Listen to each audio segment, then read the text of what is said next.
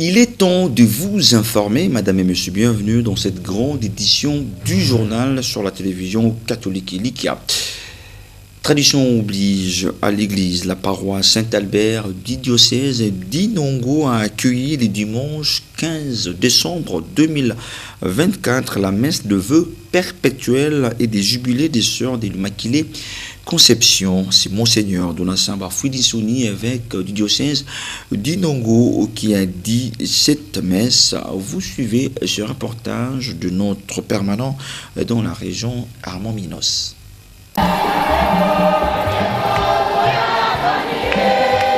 Les chrétiens catholiques du diocèse d'Inongo ont choisi ce dimanche 15 décembre 2024 la cathédrale Saint-Albert pour célébrer avec joie le troisième dimanche de l'Avent. Ce troisième dimanche de l'Avent dans la paroisse Saint-Albert a été marqué par la messe de vœux perpétuels et de jubilé des sœurs de la communauté d'Immaculée Conception, SIC en sigle. La dite messe a été célébrée par Monseigneur Donatien Bafouidissoni, évêque du diocèse d'Inongo. Au total, 12 religieuses étaient à l'honneur. Elles étaient réparties dans 3 catégories. 6 religieuses étaient sur la liste de la profession perpétuelle. Une a célébré son jubilé d'argent et les 5 autres ont célébré le jubilé d'or des vies religieuses.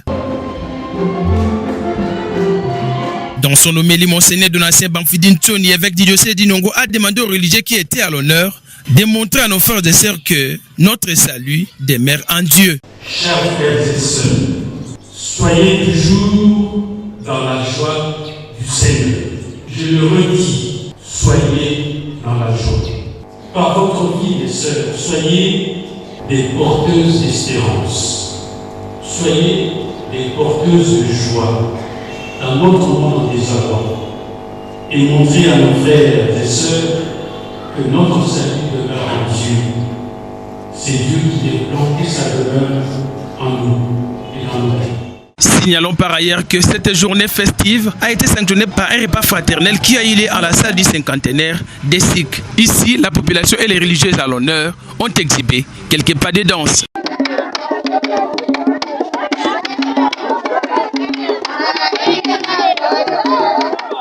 Parlons politique dans cette édition du journal. Selon un communiqué de la cellule des communications de la présidence de la République, la RDC a pris note le 15 décembre 2024 de la non-tenue de la tripartite convoquée par la médiation angolaise dimanche dans le cadre du processus de paix de Luanda. L'objet de ce sommet était d'adopter le projet d'accord préalablement préparé et négocié par le ministre des Affaires étrangères de la RDC, de l'Angola et du Rwanda. Arrivé ce dimanche pour la tripartite annoncée par la médiation angolaise dans le cadre du processus de Luanda, le chef de l'État, Félix Antoine Tshisekedi Tshilombo, a été reçu en tête-à-tête au palais présidentiel du Luanda par son homologue Joao Lourenço.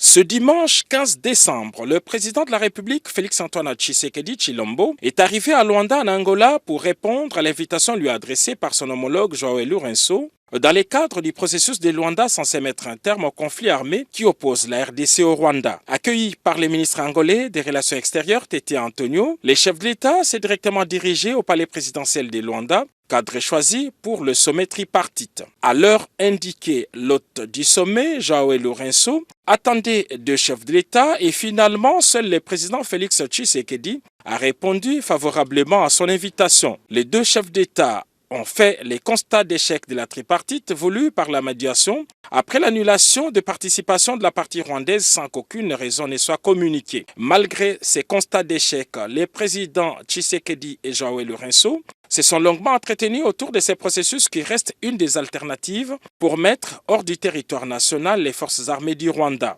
Depuis la veille, les Rwandais ont multiplié les stratagèmes pour torpiller ces processus. Ce samedi soir, la délégation rwandaise a conditionné la signature de l'accord préparé au cours des rencontres précédentes par une nouvelle exigence qui subordonne la signature de l'accord à un dialogue direct entre la RDC et les groupes armés M23, ce qui constitue un blocage délibéré et une entrave majeure aux efforts pour rétablir la paix dans l'est de la République démocratique du Congo.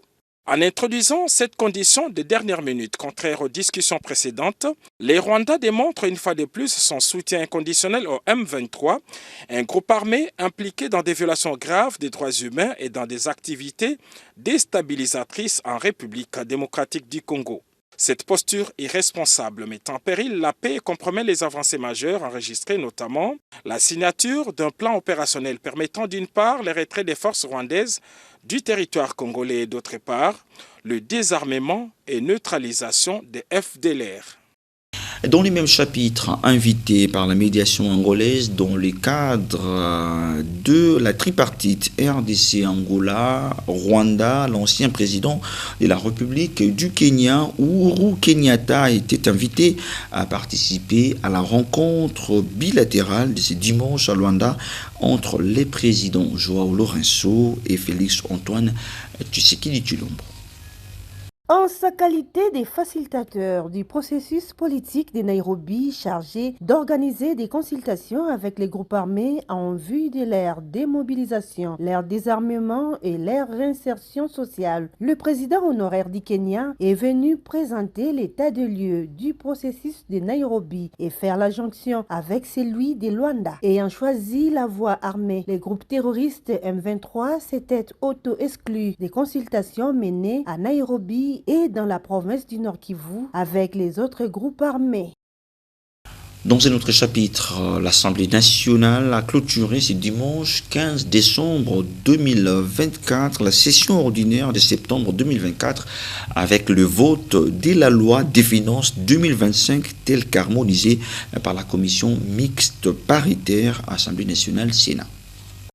À l'Assemblée nationale, le rideau sont tombés ce dimanche 15 décembre sur la session ordinaire de septembre 2024. Conformément à l'article 117 de la Constitution, les députés nationaux s'en vont en vacances parlementaires après avoir traité et vidé toutes les matières retenues lors de cette session qui vient de s'achever. Dans son discours, le président de l'Assemblée nationale, le professeur Vital Kamerhe, a félicité les élus nationaux pour le travail exécuté avec sérieux, assiduité et abnégation durant cette session qui, a-t-il dit, s'achève avec une production législative tant qualitative que quantitative de textes de loi et du contrôle parlementaire. Dans ce contexte que nous saluons le déplacement ce jour de son Excellence Monsieur le Président de la République à Luanda, répondant à l'invitation de son homologue, son Excellence Joao Lourenço, Président de la République sœur d'Angola, médiateur dans les conflits à l'est de notre pays. Le Président de la République, son Excellence Félix Tshisekedi Tshilombo, vient de démontrer encore une fois son attachement à la restauration de la paix dans la sous-région des Grands Lacs. Avant de déclarer close de la session ordinaire de septembre 2024 aux députés nationaux, le président de l'Assemblée nationale leur a souhaité un repos mérité et un travail continu auprès de leurs bases respectives pendant ces vacances parlementaires. Signalons que bien avant la clôture solennelle de cette session qui a été essentiellement budgétaire, la représentation nationale a réexaminé et voté un rapport présenté à la suite de travaux de la commission paritaire mixte Assemblée nationale-Sénat mise en place par les présidents de deux chambres du Parlement relatif au projet de loi de finances exercice 2025. Au cours de ces travaux, il était question pour les députés nationaux et sénateurs d'aplanir trois divergences des formes et des fonds apparues lors de l'examen de ce projet de loi par le Sénat. Ces trois divergences sont notamment celles liées aux recettes, aux dépenses et enfin celles liées aux trois amendements apportés par les articles de cette loi. Les articles 17, 78 et 79 sont parvenus à une conclusion commune, renseigne le président de l'ECOFIN de l'Assemblée nationale. Guy Mafuta, ravi de cette issue heureuse qui apporte à la loi de finances 2025 un budget revu à la hausse pour la seconde fois, tout en parvenant à l'aplanissement de divergences. Le speaker de la Chambre basse du Parlement, le professeur Vital Kamerhe, a loué le travail de qualité abattu par la commission mixte paritaire et les résultats qui en découlent. Sans débat, les élus du peuple ont déclaré récevable ce rapport ainsi que ses conclusions. Par la même occasion, la loi de finances et son exposé de motifs tel qu'harmonisé par la commission mixte paritaire Assemblée nationale Sénat a été déclaré également récevable et adopté. Après avoir procédé au vote nominatif de ce texte de loi, il ressort que 411 députés nationaux ont voté pour, 0 contre et 0 abstention. Restons dans le même chapitre, clôture également de la session de septembre 2024 au Sénat. Mission accomplie pour Jean-Michel Sama-Lukonde avec l'adoption des 12 textes dont la loi des finances rectificative 2024 et les projets de budget exercice 2025. Ce dimanche 15 décembre 2024, la Chambre haute du Parlement a officiellement clôturé sa session ordinaire de septembre. Une session qui a débuté le 15 septembre et qui aura permis l'examen et l'adoption des lois telles que le projet de loi portant reddition des comptes 2023, le projet de loi des finances rectificatives 2024, le projet de loi des finances exercice 2025 ainsi que plusieurs autres lois. Dans son discours de clôture, le président du Sénat, l'honorable Jean-Michel Sama-Lukonde Kyenge, a salué l'importance des travaux réalisés durant cette session essentiellement budgétaire. Il a également félicité les sénateurs pour leur engagement et leur assiduité pendant les différentes plénières, surtout celles enchaînées nuitamment au cours de la dernière semaine. Il a par ailleurs loué l'abnégation avec laquelle les personnels politiques, administratifs et techniques du Sénat ont concouru dans la réalisation des missions constitutionnelles assignées à la Chambre haute. L'honorable président du Sénat a renchéri en énumérant 12 autres projets de loi votés, en l'occurrence le projet de loi sur la convention des crédits syndiqués, l'habilitation du gouvernement et les projets de loi autorisant la ratification par la RDC de l'accord portant création de l'Agence des facilitations du transport en transit du corridor de Lobito. Quant à l'actualité qui défraye la chronique sur la révision ou les changements de la Constitution, le président Sama-Lukonde a indiqué que le Sénat est prêt à accompagner le président de la République, chef de l'État, Félix Antoine Tshisekedi Tshilombo, dans sa vision et que tout autre commentaire à ce sujet était inopportun. Pour finir avec le chapitre des vacances parlementaires, il a recommandé aux honorables sénateurs d'aller palper au moins durant 15 jours les réalités de leur circonscription électorale respective et de rendre le rapport à l'ouverture de la prochaine session.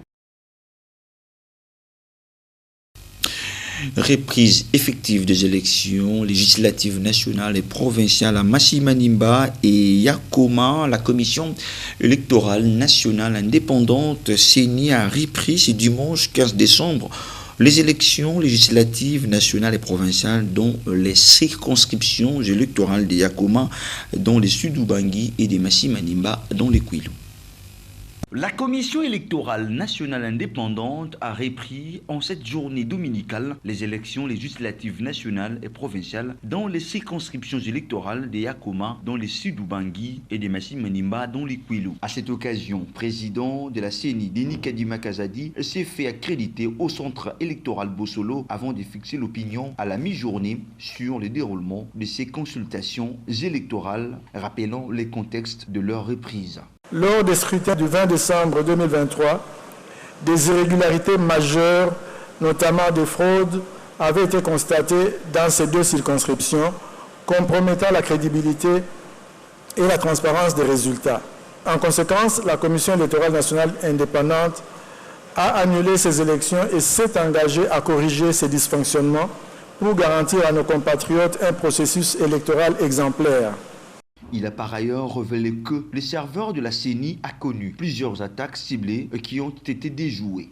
En 24 heures, nous avons bloqué 1303 attaques, dont la majorité provenait des États-Unis, suivies de Hong Kong, de la France et d'autres pays.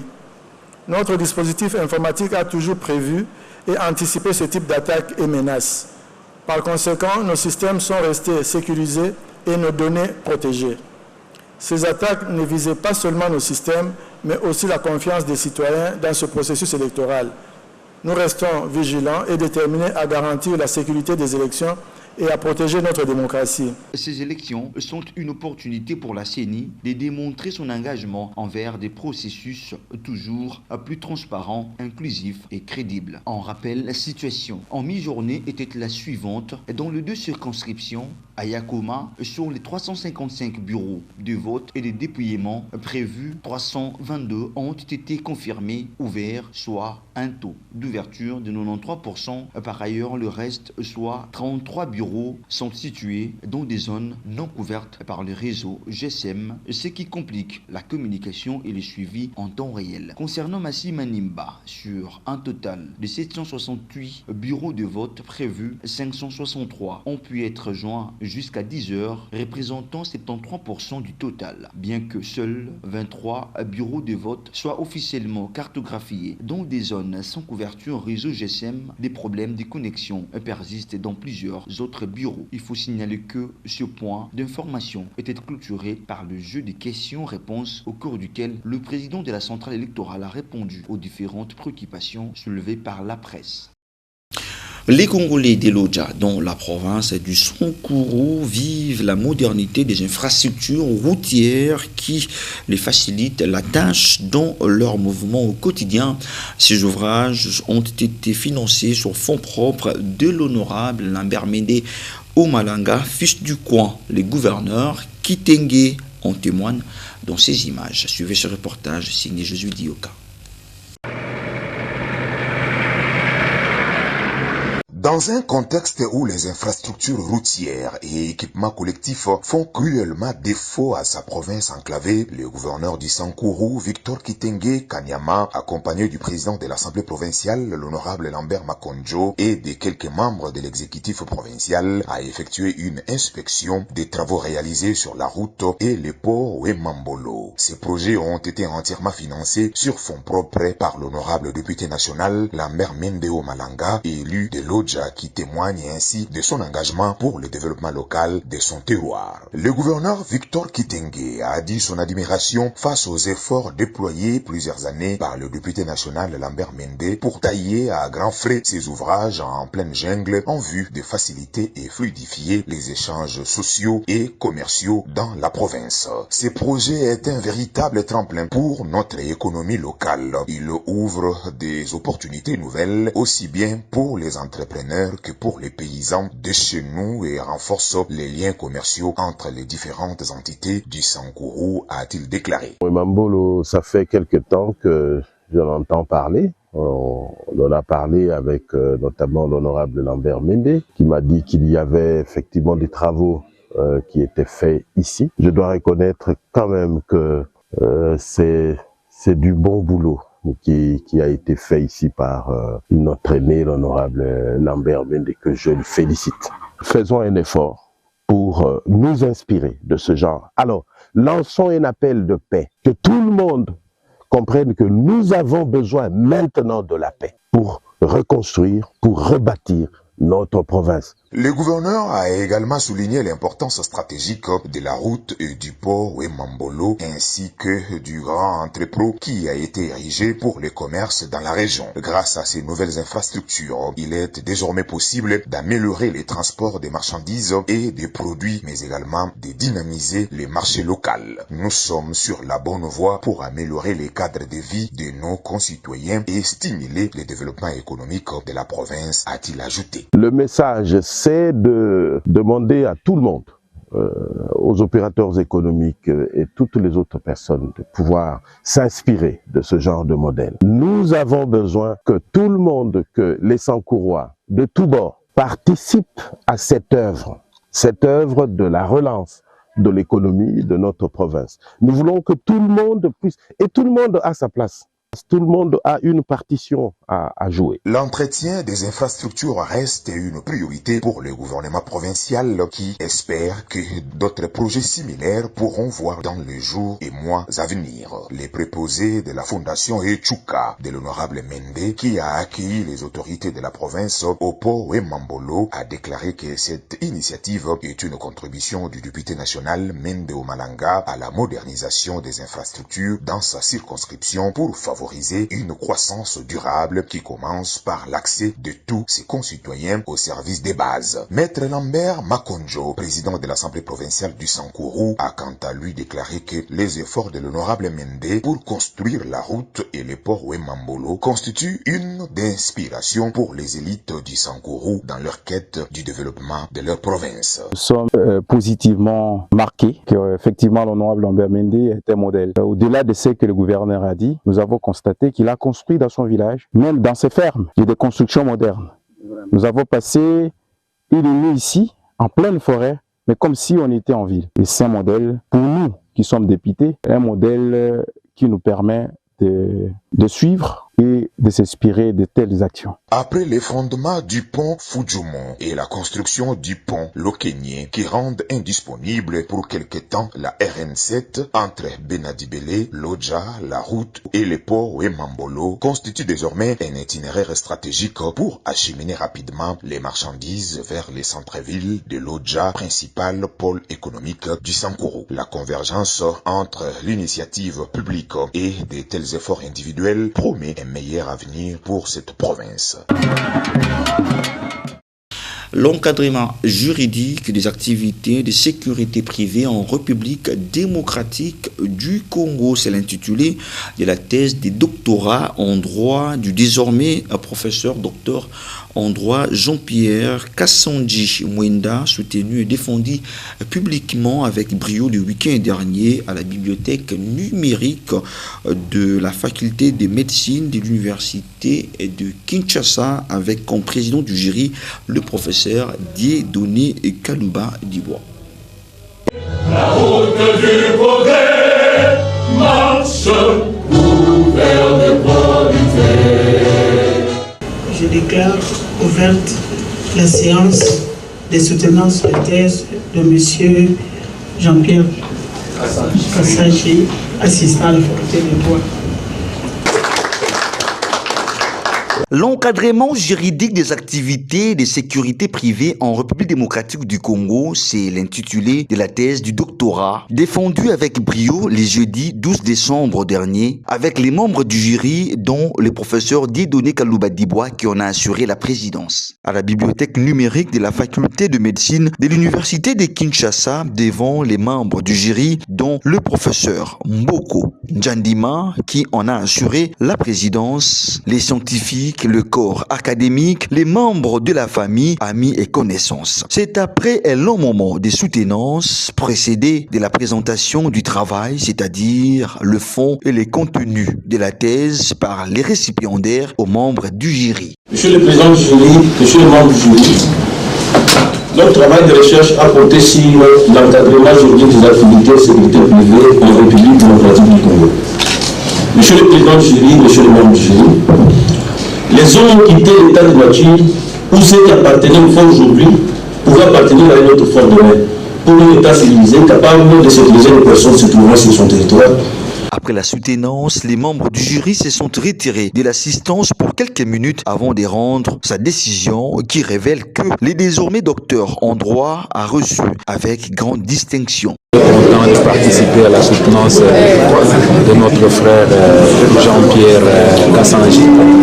Le thème a été bien choisi. C'est un thème qui nous concerne tous. Et la citation de Max Weber a pu orienter son travail, mais il a atterri sur son domaine comme juriste. Ça, c'est vraiment un point en avant. Très bonnes impressions. Très bonnes impressions parce qu'il a présenté un travail de qualité, une thèse admirée par les autorités de l'université, mais une thèse aussi qui donne son originalité. Une thèse qui prouve que c'est un travail scientifique qui a été fait avec abnégation, avec dévouement et des recherches ont été menées et aujourd'hui nous avons vu les résultats de toutes ces recherches et nous les félicitons. Et puis, dans les buts de promouvoir les cours de musique, la mathématique et le cours des langues dont il s'est distingué à travers une formation de qualité, l'école des musiques Bosco Promotion a organisé une marche de santé le week-end dernier, partant de la commune d'Ingaba pour chuter à Lemba, où le vice-président de la dite école, Gérard Fumulono, a lancé un message à tous les intéressés de venir s'inscrire. Suivez ce reportage de Jean-Jacques Mouledica. Cette marche de santé organisée par cette grande école de musique Bosco Promotion, Bospro en sigle, avait comme point de départ la paroisse de la communauté presbytérienne de Kinshasa Sepekangaba en passant par les avenues Kianza, Sefou, Itimbiri, station Salongo en longeant les tronçons bypass pour chuter à l'espace Sipayot en face de la foire internationale de Kinshasa avait pour ultime objectif promouvoir le cours des musiques, la mathématique, les langues et autres. Créé à l'espace de quelques mois, les sièges de Bosco Promotion se trouvent à Chypre où se trouve l'initiateur Bosco Ngwe Lingoli avec un bureau de représentation sur l'avenue Kianza numéro 63 dans la commune d'Ingaba, précisément dans l'enceinte de la paroisse protestante de la communauté presbytérienne de Kinshasa CPK dirigée par le vice-président Gérard Fumulono Nzadi qui a lancé le go de cette marche de santé. L'école de musique CPK Ngaba, c'est une branche de Bospro. Et Bospro, c'est Bosco Promotion. C'est comme ça que nous avons prévu organiser une marche de santé aujourd'hui pour promouvoir notre activité. Donc la formation musicale, nous donnons la formation de tonique solfa. C'est comme ça que nous voulons marcher aujourd'hui pour faire la promotion de l'activité que nous faisons. Nous sommes des chrétiens, nous sommes membres de l'église CPK Ngaba, comme je l'ai dit, dans la commune de Ngaba. C'est pour cela que nous allons marcher. Bospro compte à ce jour 60 membres et assure en tout professionnalisme l'apprentissage des services vocaux et les solfèges. À noter que la dite formation concerne tous les intéressés sans aucune discrimination des confessions religieuses, rappelle le vice-président Gérard Fumulono Nzadi qui lance tout de même un appel à tout celui qui est intéressé de venir s'inscrire. Mais merci au Seigneur qui nous a conduits pendant cette longue marche de santé qui s'est déroulée sans incident. Le message que je lance à ceux qui n'étaient pas avec nous, c'est de venir se joindre à nous prochainement, parce que ça, ce n'est que la première édition de la marche de santé. Il y aura d'autres éditions. Ils n'hésitent pas à venir avec nous prochainement. J'invite aussi ceux qui nous ont vu marcher à venir apprendre la musique, le cours de tonique solfa. Nous avons notre site internet www.bospro.uk. C'est là où se trouve notre cours de musique. Arrivé à l'espace Sipayot de Lemba où était prévu le point de chute, le pasteur titulaire CPK Ngaba, Pierre Tanvunda, qui a pris part active à la dite marche des santé, a livré ses impressions en ces termes. Cette activité, je parle de l'école de musique, existe il y a aujourd'hui près d'une année. Et dans le cadre de la promotion de cette école, nous avons pensé qu'il était important d'organiser une marche de santé. Comme nous le disons, marche de santé, ça contribue d'abord à notre santé physique, ce qui est aussi recommandé par les Saintes Écritures. Il est bien de s'exercer à la piété, mais à un moment donné, il faudra penser aussi au corps. Bospro a commencé ses activités dans notre paroisse. La paroisse dont moi je suis le berger. Pour cette activité, il a fallu que je puisse m'intégrer, que je puisse m'impliquer. Et c'est ce qui justifie ma présence dans cette marche de santé. Signalons par ailleurs à l'école Bospro, les cours sont dispensés en présentiel et en ligne sur www.bospro.uk. Un verre d'amitié a séparé tous les marcheurs. Parlons éducation avant de boucler complètement cette grande édition du journal. Le complexe scolaire Elikia Denjili a clôturé le premier semestre de l'année scolaire 2024-2025 et a accordé aux élèves du cycle primaire le congé de Noël à travers une journée culturelle organisée le week-end dernier avec brio, dont plusieurs activités culturelles et sportives étaient au rendez-vous, notamment le match du basketball, poèmes, scénettes, danse et autres. Suivez ce reportage.